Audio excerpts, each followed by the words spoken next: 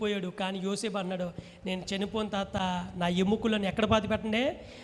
ఏ దేవుడైతే అబ్రహాము, ఇస్సాకు, యాకోబుల దేవుడు వాగ్దానం చేశాడో ఆ వాగ్దాన భూమిలోనే నన్ను పాతి పెట్టండి తప్ప ఈ శత్రువుల దేశమైన ఐగుప్తులో విడిచిపెట్టదు.